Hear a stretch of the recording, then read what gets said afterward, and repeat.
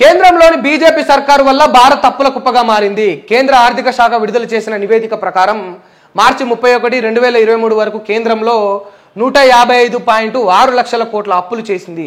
ఇందులో 30% వరకు దీర్ఘకాలిక రుణాలు ఉన్నాయి. అంటే ఇందులో 30% వరకు దీర్ఘకాలిక రుణాలు, అంటే ఎక్కువ గడువు కోరింది. అంటే ఇక అది ఏడాదిగా, 2 ఏళ్ళగా, 4 ఏళ్ళగా చెల్లిస్తామనే ఒక ఒప్పందం మీద అప్పులు తీసుకున్నారట. 2014 ముందు కేంద్రంలో చేసిన అప్పులు మొత్తం 58.6 లక్షల కోట్లు అయినాయట. ఎప్పుడు 2014 ముందు, అంటే బిఫోరు తెలంగాణకు ముందు అప్పుడు ఉన్న హయాంలో ఎన్ని అప్పులు అయినాయంటే 58.6 లక్షల కోట్ల అప్పులు అయినాయట. ఇక మోదీ ప్రధాని అయిన తర్వాత కేవలం ఈ 9 ఇయర్స్ పీరియడ్లో, ఈ 9 ఏళ్లలోనే చేసిన అప్పులు మొత్తం కూడా 97 లక్షల కోట్లకు పైగా ఉన్నదట. అట్లా ఉంది. 2014 ముందు వీళ్ళు చేసిన మొత్తం అప్పులు ఎంత ఉన్నాయంటే 58 లక్షలట. ఈ కేవలం ఈ 9 ఏళ్లలోనే చేసిన అప్పులు ఎంత అంటే ఇగో 97 లక్షల కోట్ల అప్పులకు పైగా ఉన్నాయట. సరే, ఇక చూద్దాం, ఈ వార్త మొత్తం చదువుదాం, తర్వాత దీని గురించి మనం చర్చిద్దాం. అప్పటి ప్రధానులు ఏడాదికి సగటున రూపాయలు 88,000 కోట్లు అప్పులు చేస్తే మోదీ ఏకంగా నెలకే దాదాపు 93,000 కోట్ల అప్పులు చేశారు. అసమర్థ విధానాలతో దేశ ఆర్థిక వ్యవస్థను అతలాకుతలం చేసిన బీజేపీ ప్రభుత్వం దాన్ని కప్పుపుచ్చుకోవడానికి ఒకవైపు ఎడాపెడా అప్పులు చేయడమే కాదు, పేద మధ్యతరగతి వర్గాలకు ఇస్తున్న సబ్సిడీలు తగ్గింది. అంతటితో ఆగకుండా వంట గ్యాసు, పెట్రోలు, డీజిల్ ధరలపై వాత పెడుతున్నది. దీంతో నిత్యావసర ధరలు ఆకాశాన్ని అంటుతున్నాయి. ఒక్కసారి ఇక్కడ లిస్టు కూడా చూద్దాం. ఇది మరిగా మార్చి 31, 2014 నాడు మార్చి 31, 2014లో ఎట్లా ఉందంటే దేశ జనాభా 130 కోట్లు ఉంది. కేంద్ర అప్పు 58.6 లక్షల కోట్లు ఉంది. ఎప్పుడు 2014 మార్చి 31కి దేశ జనాభా 130 కోట్లు ఉంటే కేంద్రం చేసిన అప్పులు 58.6 లక్షల కోట్లు ఉంది. మరి మార్చి 31, 2023లో, గత సంవత్సరం 2023లోని మార్చి 31లో, అంటే ఏడాది కిందట ఎగ్జాక్ట్లీ ఎట్లా ఉందంటే 140 కోట్ల మంది దేశ జనాభా ఉన్నారు. అంటే ఒక 10 కోట్ల మంది జనాభా పెరిగినరు. ఏది మొత్తం పీరియడ్లో ఈ ఒక 9 ఏళ్లలో 10 కోట్ల మంది జనాభా పెరిగినరు. మరి ఈ 10 కోట్ల మంది జనాభా పెరిగితే ఈ 10 కోట్ల మందికి ఇక ఎన్ని అప్పులు పెరిగినాయో కూడా చూద్దాం. మొత్తం ఎన్ని రూపాయలంటే 155.6 లక్షల కోట్లు.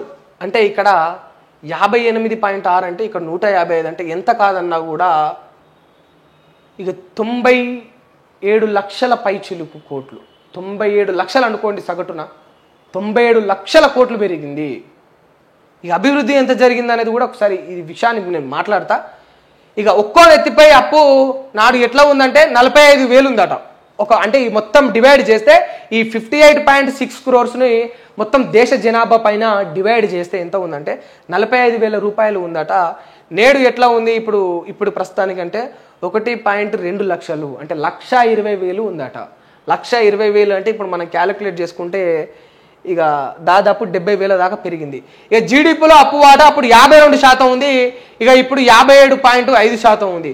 విదేశీ రుణం అప్పుడు 3.74 లక్షల కోట్లు ఉంటే ఇప్పుడు 7.48 లక్షల కోట్లు ఉంది. నేను నిన్ననే చెప్పినా, మళ్ళీ ఇప్పుడు మంచిగా మనకు మంచి వార్త దొరికింది.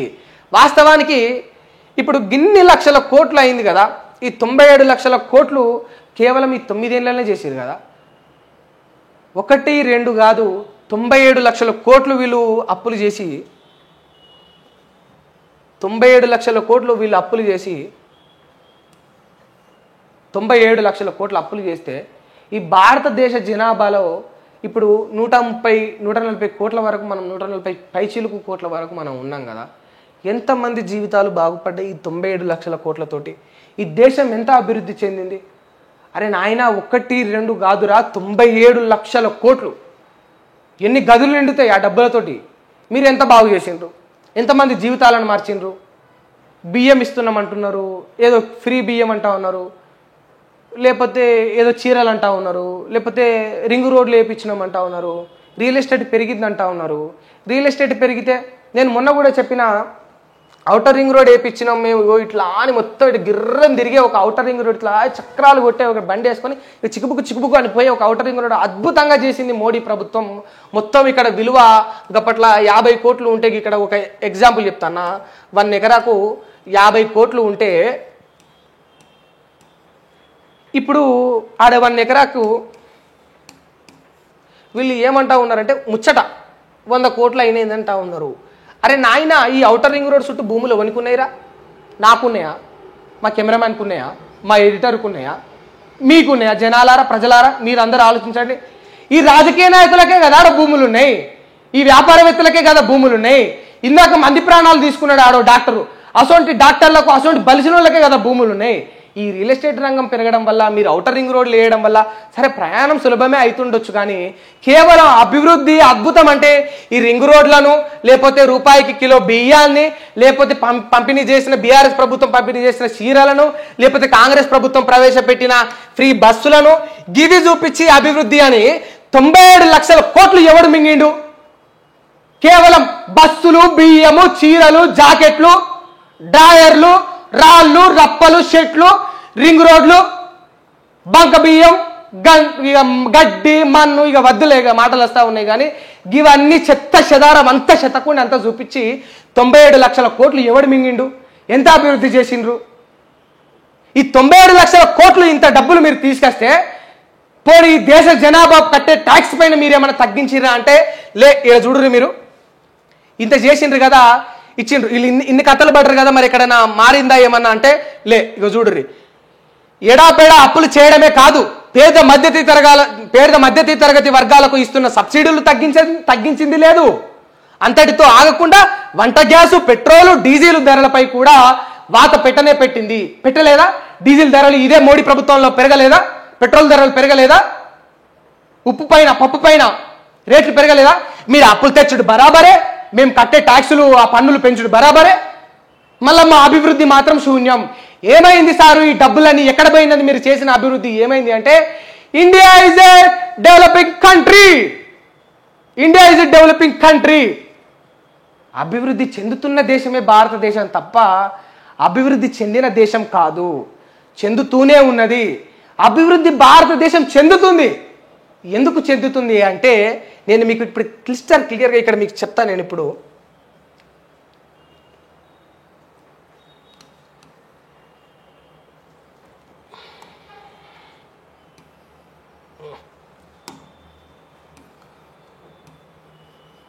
ఒక ఆదాని, ఒక అంబానీ, ఇక కొందరు కొందరు రాజకీయ నాయకులు ఉన్నారు, ఇక కొందరు ఉన్నారు బిజినెస్ మ్యాన్లు. ఈయన సేవలు చేసిండు, ఈయన డబ్బులు కూడా పంచిపెట్టిండు. కానీ కొన్ని నిజాలు నేను తర్వాత మాట్లాడతాను. అంటే వీళ్ళకి ప్రభుత్వం ఏ విధంగా దోహదపడుతుంది ఇటువంటి మంచి వాళ్ళకు అనేది కూడా నేను చెప్తాను మీకు. ఇక కొందరు పొలిటీషియన్స్ ఉన్నారు, ఇక కొందరు డాక్టర్లు ఉన్నారు, ఇక కొందరు ఆఫీసర్స్ కూడా ఉన్నారు. ఇక కానీ అభివృద్ధి ఎవరు చెందుతూ ఉన్నారు? ఈ భారతదేశం అభివృద్ధి చెందుతున్న దేశంగా ఎందుకు పోతా ఉందంటే వీళ్ళ ఆస్తులు పెరుగుతూ ఉన్నాయి, వీళ్ళ షేర్స్ పెరుగుతూ ఉన్నాయి, ఈయన షేర్స్ ఇట్లా ఇట్లా ఇట్లా పెరుగుతూ ఉన్నాయి. డౌన్ ఉండదు, ఇంకా ఇక్కడ ఈ డౌన్ అనేది ఉండదు. ఇవి పెరుగుతూనే ఉంటాయి, ఈయనవి కూడా పెరుగుతూనే ఉంటాయి. ఇప్పుడు ఈయనకు బంకులు ఉన్నాయి, బంకుల పైన ట్యాక్సులు పెంచేస్తారు, డబ్బులు పెంచేస్తారు. ఇది పెరుగుతానే ఉంటుంది, ఇట్లా కొండ పైకి, ఇట్లా కొండ సిలువ పోయినట్టు పైకి పోతానే ఉంటుంది. కానీ డౌన్ అనేది ఉండదు, తగ్గు అనేది ఉండదు. ఇప్పుడు ఈయనకు కూడా, ఇప్పుడు వీళ్ళు కూడా వ్యాపారంగా బలపడతా ఉన్నారు.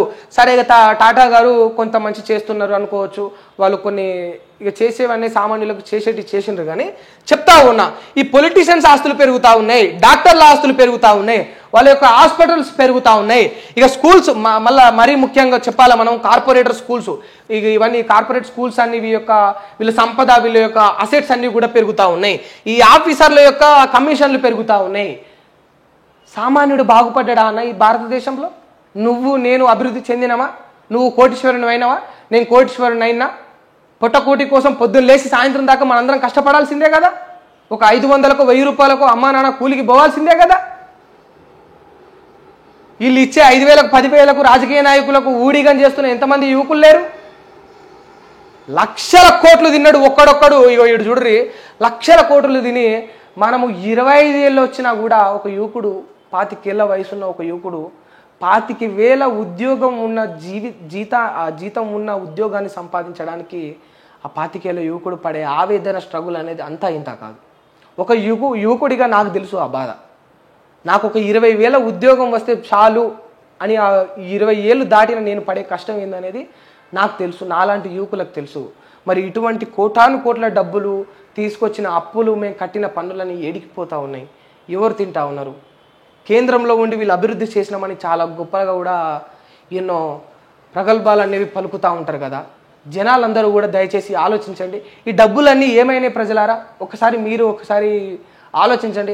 నేను బీజేపీ కార్యకర్తలను, బీజేపీ అన్నలను, బీజేపీ నాయకులందరినీ కూడా నేను అడుగుతా ఉన్నా. నేను మీ అందరినీ కూడా రిక్వెస్ట్ చేస్తా ఉన్నా. నేను సహజంగా అందరికి చెప్తా ఉన్నా, మేము ఎప్పుడు కూడా రిక్వెస్ట్ చేయము, మేము డిమాండ్ చేస్తాము. ఇప్పుడు నేను మిమ్మల్ని రిక్వెస్ట్ చేస్తా ఉన్నా అన్న, ఒక మెట్టు నేను తగ్గి మరీ నేను మిమ్మల్ని కోరుకుంటా ఉన్నా. ఈ డబ్బులన్నీ ఎగ్జాక్ట్లీ ప్రతి పైసా లెక్క మీరు చెప్పగలుగుతారా? 97 లక్షల కోట్లు ఆ ప్రతి పైసా లెక్క మీరు చెప్పగలుగుతారా? చెప్పే దమ్ము ఎవరికైనా ఉందా అన్న? ఫస్ట్ మీ దగ్గర క్యాలిక్యులేషన్స్ ఆ లెక్కలు ఉండవు. ఎందుకంటే సగం మాయమైపోయినాయి, గాలికి కొట్టుకపోయినాయి, జేబులోకి వెళ్ళిపోయినాయి. అవునన్నా కాదన్న బీజేపీ నాయకుల యొక్క ట్రంక్ పెట్టాలనేవి నిండినాయి. కనుక ఇంకా కూడా ఈ భారతదేశం అనేది అభివృద్ధి చెందుతున్న దేశంగానే ఉంది తప్ప అభివృద్ధి చెందలే. నిజంగా ఈ భారతదేశం అభివృద్ధి చెందే ఉంటే కేవలం అదానీ అంబానీల ఆస్తి ఎందుకు పెరుగుతుందన్న? భారతదేశంలో ఉన్న, నేను చెప్తా ఉన్న, గతంలో కేసీఆర్ గారు కూడా ఒక సందర్భంలో అన్నారు, ఈ దేశంలోని సంపద అంతా కూడా కేవలం ఒక 10% పీపుల్ దగ్గరనే ఉంది, 10% మంది దగ్గరనే ఉంది. మిగతా 90% మంది కూడా పోవర్టీకి దగ్గరగా ఉన్నారు. అందులో చాలామంది మధ్యతరగతి యొక్క జీవితాన్ని ఎదుర్కొంటా ఉన్నారు.